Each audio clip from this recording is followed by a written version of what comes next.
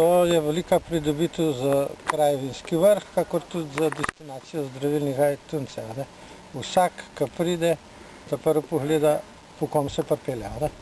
In če je že cesta ni urejena po okolica, je že to slab znak za obiskovalce. Zdaj, ko hodijo na nov, po ta nov cest, so zelo prijetno presenečeni in tudi se veliko raje vračajo in zahvala občini, županu Tonetu, Smolnikarju, svetniškim skupinam in cestnemu podjetju in Evropska skupnost, ker smo tudi pridobili evropska sredstva za to, tako da smo zelo hvaležni in upamo, da bomo še naprej tako. Pa da boste še naprej razvijali tudi za Tunce. Naslednji projekt bo pa razširitev apartmajskega dela, mislim razširitev, izgradnja. Tam moramo pridobiti ene so investitorje, nekaj tega. In če se jih kdo pojav, če ima namen investirati v turistične stvari, je dobrodošel. Zdrav, v imenu krajevne skupnosti in v mojem imenu. Halo, dame.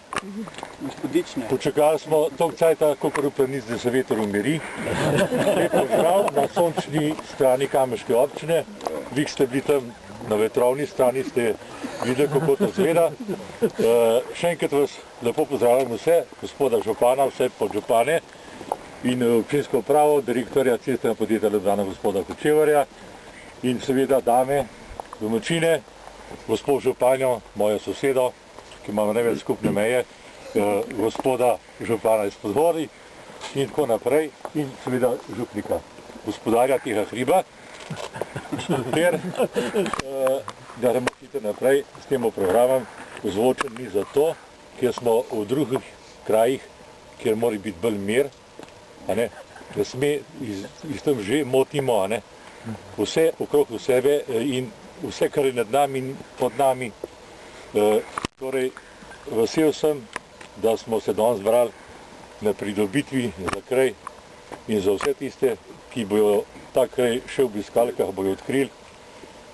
Narejen je velik del, sploh zaradi zahtevnosti terena, zato je še posebej zahvala tistim, ki so to delali, so se lotili te drzne investicije in upajmo, da bo hvaležnost vseh, ki bojo to cesto uporabljali in da jo bojo predvsem varno uporabljali. Veliko beremo v občinih o velikih avtocestah, o tunelih, o viaduktih. Velikrat pa pozabljamo, da nas mogoče te velike objekte ravno razvijujejo.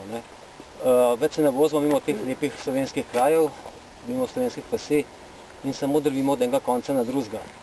In sem prav zadovoljen in ponosen, da smo lahko sodelovali pri izvedbi tega objekta, ki je bil po težavnosti primerljiv z gradnjo državne, regionalne in hitre ceste. Problem nam je delal zahteven teren, tako da smo mogli veliko tega materijala ilovce zamenjati za tamponski material, uredili smo brežine. Zahtevno je bilo tudi odvodnavanje, veste pa, da je odvodnavanje glavno zagotovilo za trajno cesto.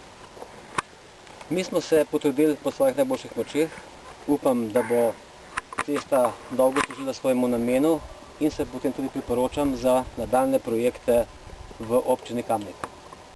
Mi bi radi zagotovo čimprej tudi kanalizacijo odpeljali iz tega predela na hribu proti Košišam je potrebno zamenjava vodovoda, da vendarle Tunice imajo že tudi naš vodovod, ker je pomembno, tako da ne razmišljati, da smo pozabili na te Tunce, ampak razmišljam predvsem ob stotinah kilometrov cest, da jih je potrebno ponekod že bogato obnavljati, tudi tiste, ki so že danes asfaltirane.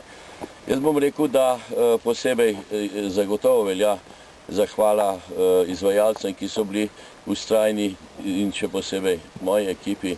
Mislim, da ob vseh problemih smo lahko ponosni tudi na take sodelavce, ki jih imam in seveda zadovoljni tudi, da smo v ta sklop uspeli pridobiti 200 tisoč evrov evropskega denarja.